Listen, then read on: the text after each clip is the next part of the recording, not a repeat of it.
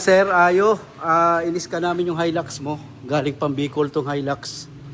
Ito ang problema, oh. Turbo supercharged boss, control solenoid circuit open. So may problema yung turbo solenoid natin, supercharger. Boss control solenoid circuit open. Na nakaka-current. Yan ang may fault dito sa ating Hilux, pero i-maintenance pa rin natin. Turbo EGR cleaning pa rin tayo, tapos papalitan natin ng turbo solenoid. Ito yung J, oh. Yung kwan. Nakita mo na yun, di ba? Okay, sige, telahin nyo na. Tapos start mo nga, Jay. Tapos ano tayo, live data. Okay, apak. Okay, apak. Okay, rep. Oh, repal, okay. Okay.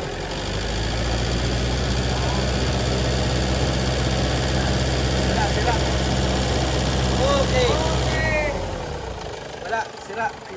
Dito nga ginawa natin, pina-under natin ulit yung Hilux. Nakita nga natin mga boss, ayaw gumalaw yung turbo actuator niya. Yun, i-check natin ng mabuti kung actuator ba talaga sira or wiring. Tapos dito naman, nag-live data kami rito sa injector. Kasi nabanggit ni boss na na-check na rin daw to sa iba na may problema yata yung isang injector. So nakita nga namin, injector number 1 ang may problem. Dinala sa atin tong Hilux, low power talaga to mga boss. Galing pang Bicol na pinagtiyagaan lang ibiyahe rito sa Manila para lang maipa-check din sa atin at magawa itong Hilux nila. Ayan mga boss, i-maintenance din natin to, EGR cleaning, turbo cleaning.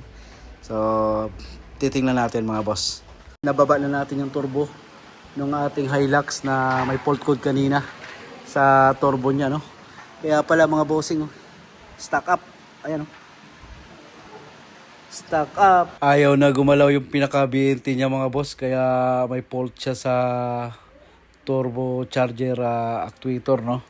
So subukan natin palambutin yung actuator, yung pinaka-BNT kung magagana na ba yung actuator nito. Pagka hindi talaga mga boss, magpapalit tayo ng bagong turbo actuator. Konti, pero okay to. Okay, sige, katayin mo na yan para malinisan. Ayan, hindi na natin pinatagal mga boss. Malinis na kagad yung turbo natin. Ayan mga bossing, oh. Ang lambot na kagad yung pinaka-BNT niya. So, titestingin natin mga boss yan mamaya kung gagana na ng maayos yung kanyang turbo pagkatapos malinis. Lambot na, no?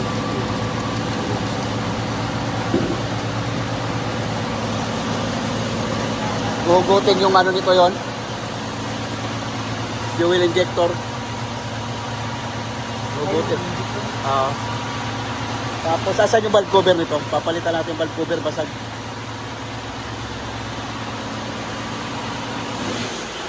Ito na yung kabuuang nilinis natin. Ayan, intake manifold, EGR. Ayan mga boss, malinis na siya. Tapos throttle body. Yan. Tapos binunot na rin pala natin yung fuel injector mga boss. Magpapalit na lang tayo ng fuel injector dyan. Ayan. So sasalpak na natin. Pati injector washer, papalitan na rin natin mga bossing ko. Ayan sir, yung fuel injector mo, 4. Isang nakita namin may problema, turbo, binaba namin, nilinis. Nilinis din namin itong EGR. Ayan, binabalik na yung intake, malinis na siya. Sobrang dumi niyan kanina sir. Yan, tapos na yung EGR turbo cleaning natin. Titingnan natin kung nag-function na yung actuator nito. Mga bossing ko, start na natin, battery. At titingnan natin kung maganda na ba ng power nito. Palit tayo ng isang fuel injector. Injector number 1, pinalitan natin. Mga bossing ko. Ayan. Kakulant na. Palit din tayo yung fuel filter. Sarado mo muna to.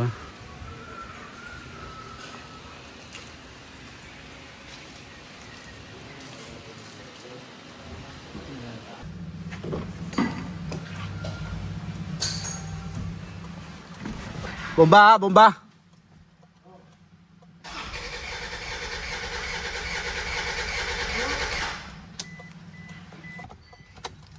Dito sa una talaga mga boss, hard starting kasi napasingaw natin yung fuel nito no? Pagka nag-EGR cleaning, palit fuel filter, hard starting po talaga muna yan bago umandar mga boss.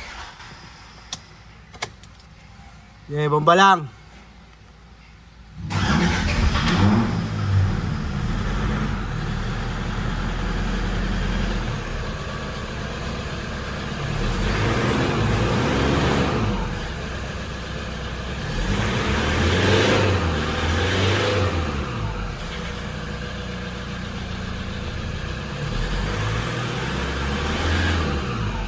Palit tayo ng injector washer din dito mga boss.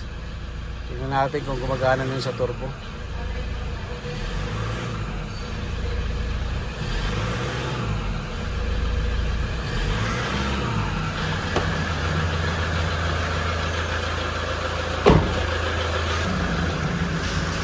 Tama, apakan mo nga kung gagana na yung sa turbo.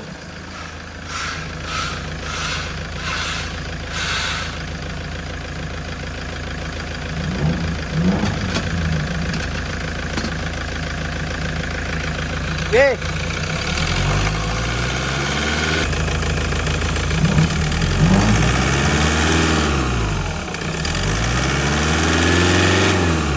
Okay. Patay. Yun. On. Yun. Okay, start. Start natin mga boss yung ginawa nating Hilux na turbo cleaning, tsaka injector, EGR cleaning. Yun. Road test natin. Dati low power kasi hindi gumagana yung kanyang turbo actuator. Ngayon okay na siya mga boss. Ayos, solve ang Hilux natin mga bossing ko.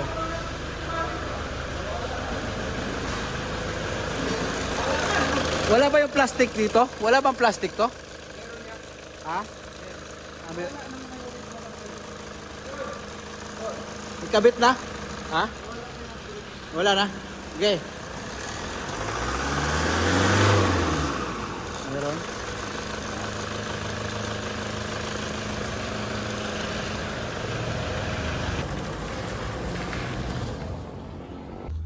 Okay mga bossing, road test tayo dito sa Hilux na dating low power, nagche-check engine.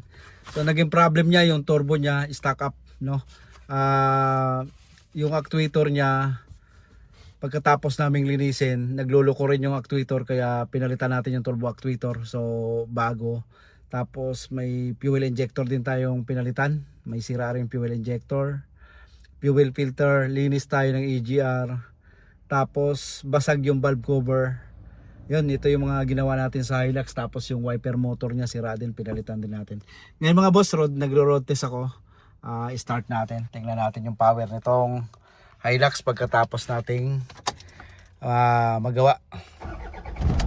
Okay, one click siya mga boss. So RPM natin. Yun, oh. Ganda ng mga boss. Ayos. Aircon natin. Tapos takbo natin mga bossing ko.